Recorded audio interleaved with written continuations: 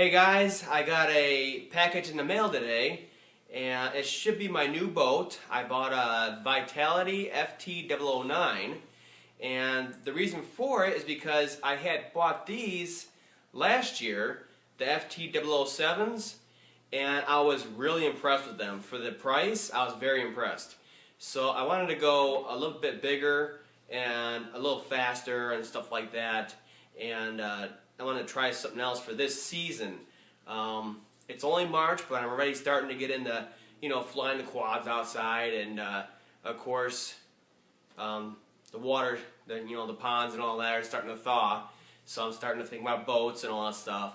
So what I wanted to do was have the boats here, get them set up and all that, so that they're here in time because they come from overseas. And I have them all set up and ready for the first chance I can to get out there when everything's thawed out. So these FT007s were great. The battery time was great.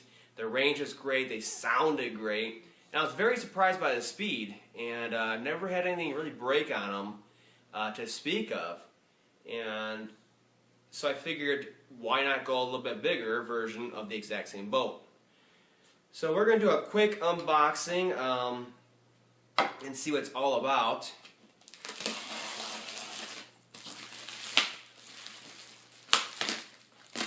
Kind of anxious to go out and try this because it is so much more bigger. I think these have 340 size motor in them, whereas this one has a regular 540 size motor. And of course, it should be about the length of this box, which is quite a bit bigger than those ones. And in the end, I got those for spares or for the younger kids to play with. So I figured I'd try this one and see if I really like it before I get into anything more serious where they're hundreds of dollars. So if this thing is anything like the 007s, I should be quite happy. Now I do have extra batteries coming for it, just so that if you're out at the beach or whatever, and where you're going to charge them at, so might as well have an extra pack for each one of the boats. And I got another one coming. That's still coming yet. They shipped them separately, so me and my son can fly around out there. It makes it a little more interesting in the water than just cruising around in circles. So it looks like they shipped it in the box instead of some weird packaging. So I'll be able to show you how it looks in display. And there it is. Now hopefully you can see that. There's no reflections. I'll take it out here in a second. And let's see what we got here. I came prepared for sure for all these wire ties and tape on here.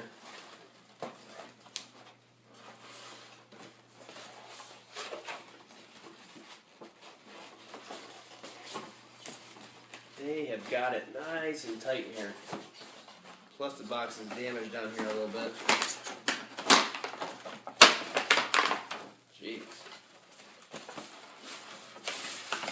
There we go. Okay. Wow. Now, I think the only colors they offered in the 007s were these two colors, whereas this one, FT009, was I think it's like a copper color, I believe, almost copper reddish color, and of course this nice emerald looking green. So it looks really nice, and I'll have to look up more information on it to see if they self-right like these ones do or not. Got the adapter to charge them. Got the little boat stand. There's the other part of the boat stand that goes the same way as these. Extra prop. And a couple of nose cones apparently. These ones only give you one. And transmitters inside. Here's the instruction manual, real basic setup guide. Let's get this apart. Now that I've lost my razor blade, I want to make a big mess of the styrofoam. Whoa, dogs are getting a little freaked out. We had one bail on us. Wow, this thing is heavy compared to the other one. Let's see if we can get this transmitter out. And that should be it. So the transmitter looks a little bit different right here, but it still has the same flip up right here for, let's see, it's just as hard as the other one. Yeah, kind of, to get up. And that has your throttle trims and all that in here. Your turn 2 trim, it basically is your steering trim. And then, of course, your on and off switch, and it's covered inside here with your status LEDs. Little shark fin. And the actual wheel on here for steering, it feels really smooth, and the returnability on there is really nice. You know, close to a hobby grade one. The rest of it feels kind of cheap, but of course there's no batteries in it. So, and it's got a screw in the bottom just like the other ones. It's got a nice little chrome wheel on here though. So let's build this stand so it can hold the boat up for me real quick. Just slides in. This one's the same thing. Goes a certain way. Okay. Alright. Yep, so there it is. And you can see how much bigger it is compared to these other ones. Let me put it in the front of it. Kind of line the back up. Let's get this guy out of the way. Whoa. And you can just see how much freaking bigger it is. Wow. And this is getting more into a serious boat that you can really have some fun with and not be tossed around by the waves so much, maybe. I love the decals in the front. Right here. I mean, and the emerald green is really nice. And I'll just do a 360 here. See that prop in the back is quite big compared to the other ones too. Proportional. I love that color. That color is beautiful.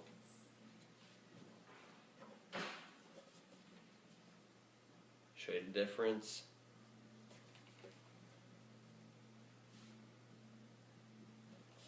So, we'll pull the cover off here. Whoa. And it's got regular turn lock in the back here, same as the other one. And then you should be able to lift up on here and then take it off. So you get access to the rest of your stuff in here. And it's got a couple more locks on here. Maybe they're undone already for shipping.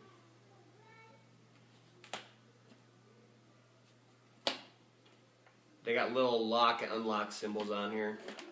I just got to actually read your, directions. Okay, they're all locked. It's like a secondary cover. This one that actually has the foam seal for all your electronics in here. And wow, this thing looks amazing compared to the other one already. The little steering servo in here for the rudder or whatever, that looks about the same size as the other one. The pack looks quite a bit bigger. And what is this one? This one's a 2S. 1500 milliamps, so we should get some good run time. And then it looks like a regular 540 size motor, I would say. That's what the specs call for. And it has the water cooling, unlike the other one. So that's nice. You don't have to worry about that so much. This one does not have an additional cooling fan right here like that one does. I guess they're thinking the water cooling is plenty. It's got regular connections right here for the receiver and all that. Those are the JST connectors or whatever they are. Fatuba style. And then your power connector right there that goes to your ESC, which is in the front part of the boat right here.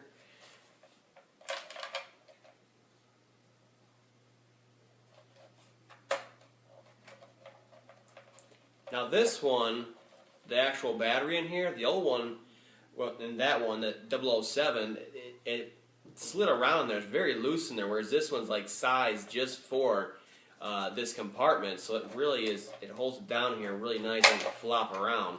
And you can see it takes a little bit to get it out of there. So that's really cool. It's got the little siphon right here for the water cooling. It's really cool. And the way it feels on here, the magnets are pretty darn strong. You know, they resist me turning pretty good, so we'll have to see how much power this thing has. Hopefully it has the same realistic sound as the 007s. That'd be nice, because that was really cool to have them out there. It's part of the excitement. It's kind of like nitro. It is exciting, more exciting than electric, you know, because of the sound and all the noise and all that. It's more realistic and all that.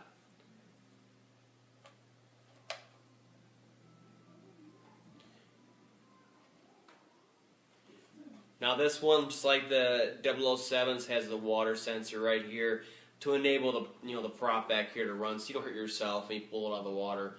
Although these still, they have contact when you initially pull out of water. I've noticed on the other one, and they got little channels in here and stuff like that for the wiring, for the servos and all that. And it's kind of like glued down in there. It's kind of nice. The wire routing is actually pretty decent inside of there. But man, as this thing, even without that battery in there, it's got some heft to it. Let me see. These have no batteries too. Yeah, it's got some real heft to it compared to this one. So this is going to be zipping along, and we'll have these other ones out there to see how they go also. Now the reason I bought these early, and it's only March, is because I want to take these on a family vacation and take them out on going into the ocean, so hopefully the salt water won't be an issue.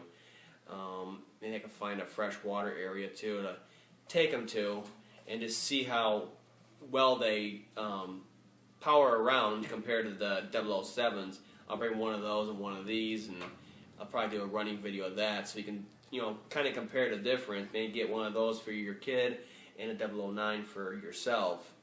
So overall, it's basically a bigger version of the 007.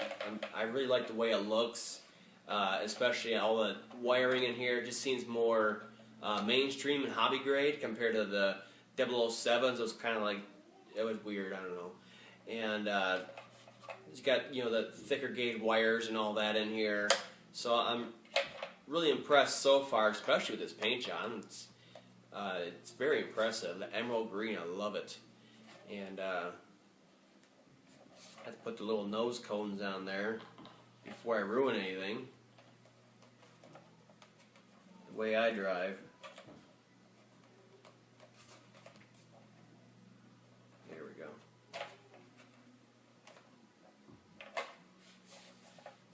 So that is about it.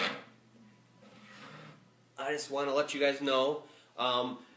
I actually got a email recently. I bought these from Banggood, and I think I bought them for $57 shipped, out the door. But these ones at T-Mart, which is another place I've found online, and supposedly they have U.S. warehouses they ship from. They're actually selling this one in an email special for $49.99. I'm pretty sure it came RTF like this one with the battery and their controller. I didn't go any further because I already bought a second one. It just hasn't arrived yet. It should be a red one.